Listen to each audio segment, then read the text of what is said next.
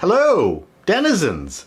So, the Mac Pro and the standless monitor are finally shipping. Now, only a few Apple fan sites have been seeded with full zoot models. Oh, what a dreadful chore having to play with a 28-core Xeon Mac Pro with bajillion gigabytes of RAM and only 4 GPUs. But I have to say that the lucky devils have worked very hard to not be criticism-free sycophantic experiences. Good for you. But what has struck me is how few influencers have been seeded with these silicon stallions.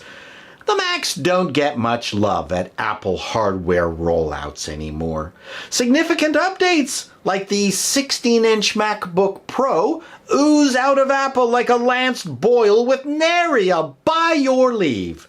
Now this, the most powerful Mac ever made, is just a simple update to their shopping cart on the Apple website. In some ways, perhaps, the 2-year, 9-month wait has been a bit of marketing genius. Sure, huge percentage of cheese grater users have defected to Windows or Linux workstations. But even those people, I'm sure, had printed out pictures of the Mac Pro from the June WWDC that they whacked off to.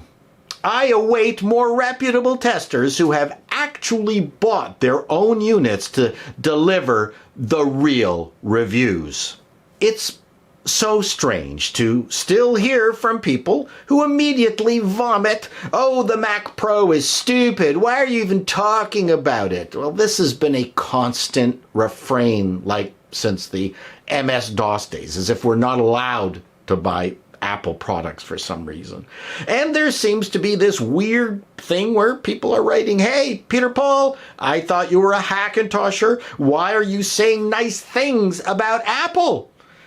Tribalism rules on social media. I am well within my rights to criticize that which is worthy of criticism and praise that which is praiseworthy. For instance, the new Mac Pro is a bloody jewel of a computer. From the case design to the machining of the front panel, the insanely clean interior layout, to the way it opens like you're taking frozen embryos out of a bath of liquid nitrogen. Seriously, you can't complain about the work Apple has done on the design side of the equation. Now, should it have taken them 2 years and 9 months to achieve this? Well, probably not, but no one else is offering a combo workstation and embryo storage device. Sure, as I've said in previous videos, it will be interesting to see if Apple's loyalty to Intel will bite them in the bum. But as long as their main competitors don't abandon Intel en masse for AMD, Apple will remain competitive. A long time ago, my dad once told me a Hungarian saying, "If you want to be the most successful business in a new city, charge the most." But is the Apple Mac Pro an outrageous bit of kit? Several sites already have been pricing out equivalent Dell and Lenovo HP workstations, and while not perfect doppelgangers, the Mac Pro comes out as a big price winner, as well as being ahead with usable PCIe slots, standard 10 gigabit Ethernet, the amount of RAM that can be inserted, as well as providing generous numbers of the Thunderbolt 3 ports. And let's not forget the design.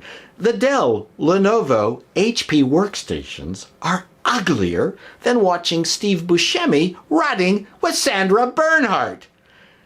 This better deal story we've actually heard before. When the 2013 Trashintosh came out, it was competitive compared to others at release, but the non-upgradable graphics cards were quickly outperformed by newer NVIDIA cards, and the non-upgradable I/O became a huge bottleneck. It wasn't long before high-end enthusiast CPUs from Intel were performing much better and at a lower price. The second observation is that Intel is getting its ballsack handed to them by AMD's Threadripper. How will this affect the Mac Pro sales? It's hard to tell. So far, Threadripper Hackintoshes, which is not a professional studio product, have a major issue with professional audio software. Many production studios that are committed to the Intel platform are actually going to find the Mac Pro a very compelling option. We'll see how Apple treats its new beast as time marches on. You see, Apple traditionally never really lowered prices on its Macs. They introduced yearly updates, but kept the prices the same. This wasn't a bad quid pro quo. It was in marked contrast to the dark ages between 2013 and 2016, when terrible products were not updated nor discounted and became worse computers just through entropy. Don't expect the Mac Pro to have an update next year, except on the GPU option front, which Apple has already announced. So, there you have it. The computer not for the rest of us. That being said, I paid the same for my 2006 4-core cheese grater Mac Pro as the new 16-core Mac Pro costs now. And the new box is a considerable improvement over the old girl. It took only 13 years to get there.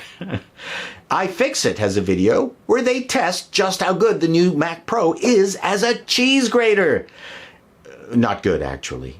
Well, till next time, denizens of the internet. What is it, Wancho?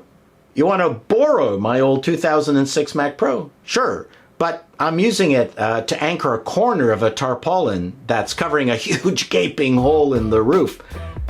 Well, if you want to take an extension cord up there, you're free to use it. Till next time, denizens, so long.